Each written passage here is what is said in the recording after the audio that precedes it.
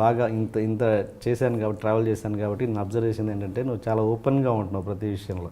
అంటే ఏంటి, మగ అయినా ఆడైనా కూడా కొన్ని విషయాలు ఎలా ఉంటాయంటే మగవాళ్ళ దగ్గర మాట్లాడని మాటలు ఉంటాయి, ఆడవాళ్ళ దగ్గర మాట్లాడని మాటలు మగవాళ్ళకి కొన్ని ఉంటాయి. బట్ నువ్వు ఎవరి దగ్గరైనా ఒకేలా మాట్లాడుతున్నావు. అది అబ్జర్వ్ చేశాను నేను. అంటే ఏంటంటే నీ దృక్పథం ఏంటి, సమాజం పట్ల నీ దృక్పథం ఏంటి, అసలు నువ్వు ఏంటి, అసలు నీ కోణం ఏంటి, అసలు నీ యాంగిల్ ఏంటి సమాజం మీద? చాలా పెద్ద ప్రశ్న. ఇలాంటి ప్రశ్న ఇంతవరకు ఎవరు అడగలేదు అసలు. సమాజం అంటే ఫస్ట్ నెగిటివ్ మాట్లాడదాం. ఏదో సామెత ఉంటుంది కదా, ఫస్ట్ చెడు గురించి మాట్లాడుకొని తర్వాత మంచి అని. సో చిన్నప్పటి నుంచి నేను చూసిన మంచి ఒక పక్కన పెడితే నెగిటివ్ ఏంటి అంటే, చాలా చిన్నప్పటి నుంచి నేను చిన్నప్పుడు బాగా క్యూట్గా ఉండేదాన్ని, చాలా బొద్దుగా క్యూట్గా అలా, అంటే ఇప్పుడు కూడా ఉంటా అనుకోండి. సో అందరూ బుగ్గలు గిల్లుతూ ఉంటారు కదా, సో మగాళ్ళు పెద్దవాళ్ళు అంతా. సో అప్పుడు నాకు ఒక చిన్న తేడా ఏదో తెలిసేది వాళ్ళ స్పర్శలో. అంత చిన్న పిల్లనైనా 1వ క్లాస్ 2వ క్లాస్ చదువుతున్నా కూడా అది నాకు ఒక రకమైన మనుషుల మీద, అంటే ఎస్పెషల్లీ మగాళ్ళ మీద ఒక రకమైన అభిప్రాయం వచ్చింది నాకు. 1వ క్లాస్ 2వ క్లాస్లోనే. అది ఏంటి అని తెలీదు, ఎగ్జాక్ట్లీ చెప్పాలంటే ఆ ఫీలింగ్ ఏంటో తెలియదు, దాని పేరేంటో తెలియదు. బట్ ఏదో అన్ఈజీ ఉంటుంది కదా చిన్నపిల్లలకైనా, వాళ్ళు నచ్చితేనే వెళ్ళి కూర్చోగలరు, నచ్చకపోతే ఇరిటేట్ అవుతారు, ఏడుస్తారు. చిన్న బేబీ అయినా కూడా మేబీ నెగిటివ్ ఫోర్స్ ఒక మనిషిలో పాజిటివ్ నెగిటివ్ 2 ఉంటాయి. ఒకరితో చూస్తే పెట్టాలనిపిస్తుంది, ఒకరిని చూస్తే కొట్టాలనిపిస్తుంది. అలా వాళ్ళు నన్ను ఇలా పట్టుకొని దా పాప అని దగ్గర తీసుకున్నప్పుడు ఉండేది ఒక నెగిటివ్ ఎనర్జీ ఉండేది వాళ్ళలో. అది నాకు నచ్చేది కాదు, దూరం వచ్చేసేదాన్ని. అలా కొంచెం పెరిగి పెద్ద అవుతున్న కొద్దీ అలాంటి సిచ్యువేషన్స్ నేను చూస్తూనే వచ్చాను. దాంతో మగాళ్ళంటే అసహ్యం, బాగా అసహ్యం వచ్చేది. మా అన్నల్ని కూడా అసహించుకునేదాన్ని. మా అన్నలంటే కూడా నాకు చిరాకు, నేను మాట్లాడిన అసలు మాట్లాడిస్తే కూడా ఇరిటేట్ అయ్యేదాన్ని. సో మా అన్న రాని ఇలా పట్టుకుంటే కూడా చెయ్యి వదులు, అంతా ఒక కైండ్ ఆఫ్ ఏమంటారు దాన్ని, ఏదో ఒక రకమైన ఫీల్. ఓకే. సో అలా అలా అలా పెరుగుతూ సో మగాళ్ళలో ఉన్న నెగిటివ్ని చాలా ఎక్కువ చూశాను.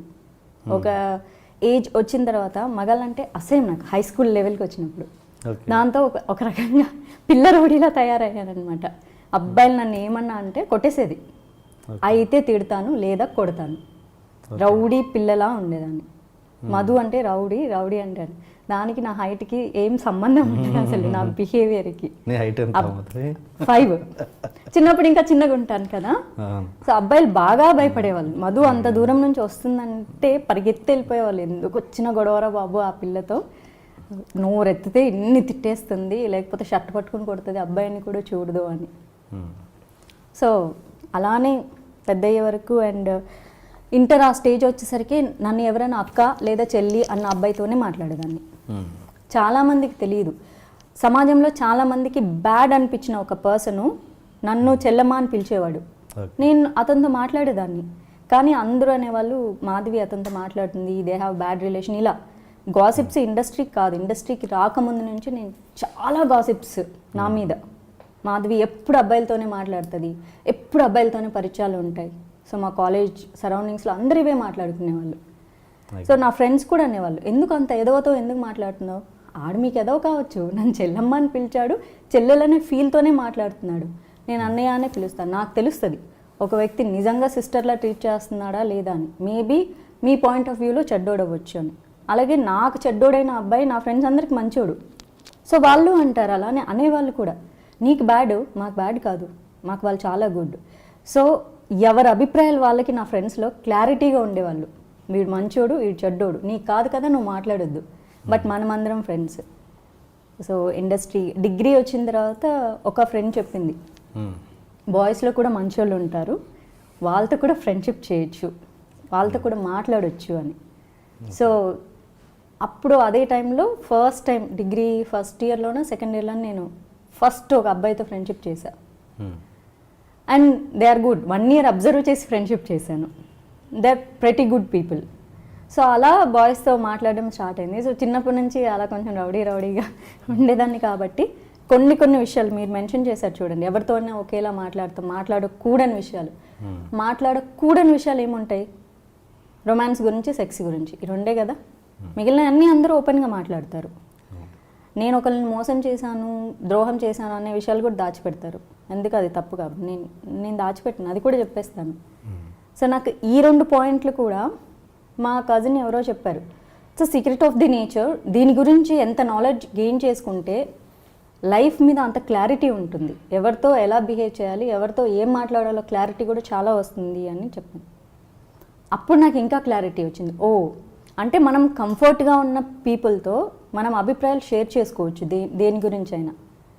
తప్పు ఒప్పు అనేది మనం చేసే పనిలోనే ఉంటుంది. అభిప్రాయాలు షేర్ చేసుకోవడంలో ఏముంది? అడ్వాంటేజ్ తీసుకున్నారనుకో కట్ చేయాలి, అడ్వాంటేజ్ మనం ఇస్తే మన తప్పు.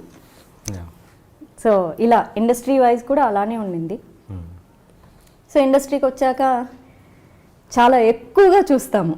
చిన్నప్పుడు నేను చూసిన ఆ నెగిటివ్ ఫోర్సెస్ ఇండస్ట్రీలో చాలా విచ్చలవిడిగా చూస్తాము. చాలా ఓపెన్గా మాట్లాడతారు. సో ఒక నా మగాళ్ళ మీద నాకున్న ఒక నెగిటివ్ ఒపీనియను, సో ఇవన్నీ ఇట్స్ రిలేటెడ్ టు నాకు పెళ్ళి అంటే ఇష్టం లేదు, ఇవన్నీ ఈ కార్నర్లోకి రిలేట్ అవుతాయి. గుడ్ ఏంటంటే ఎస్, చాలా మంచి కూడా చూశాను. చిన్నప్పటి నుంచి మా అమ్మ నాన్న నన్ను చాలా పద్ధతిగా పెంచారు. ఎంత అంటే తలదించుకొని స్కూల్కి వెళ్తే మళ్ళీ స్కూల్లోనే తలెత్తాలి అన్నంత పద్ధతిగా పెంచారు. ఇప్పటికీ ఎవరన్నా నా ఫ్రెండ్స్ అసలు నువ్వు ఇలా రౌడీలా తయారయ్యావు చూడు, మీ మమ్మీని అనాలి అంటారు. అప్పుడు చెప్తాను, మా అమ్మ నన్ను పద్ధతిగా పెంచాలనుకుంది, నేను పద్ధతిగా పెరగలేదు, తను కరెక్ట్గానే పెంచింది, నేను పెరగలేదు, నాకు ఇష్టం లేదు అంత తలదించుకొని వెళ్ళడం. ఆడపిల్ల ఎప్పుడు రెబల్గా ఉండాలనుకుంటాను. మంచి అంటే చాలా మంచి చూశాను చిన్నప్పటి నుంచి కూడా. మా ఇంట్లో చాలా మంచి. నేను అనేది ఏంటంటే ఇప్పుడు ఓకే, అంత నెగిటివ్ రావడానికి ఏదో ఒక చిన్న ఇన్సిడెంట్ ఉంటుంది. మరి first class, first 1 year baby అప్పుడు నువ్వు అంతా చూసింది ఏంటి? 1 year బేబీ అప్పుడు నాకేం తెలుస్తుంది? 1 year కాదు, సెకండ్ క్లాస్. వాళ్ళ టచ్చే నువ్వు భరించలేకపోయావంటే ఏంటి? అందరిది కాదు కదా. ఇప్పుడు అదే చెప్తున్నాను, ఒకళ్ళని చూస్తే మనకు ఇప్పుడు కూడా చూడండి, ఒకళ్ళని చూస్తే మనకు మాట్లాడబుద్ధి అవ్వదు. వాళ్ళ దగ్గర నుంచి ఏదో ఒక నెగిటివ్ ఎనర్జీ వస్తుంది, చాలా నెగిటివ్గా మాట్లాడుతుంటారు వాళ్ళు.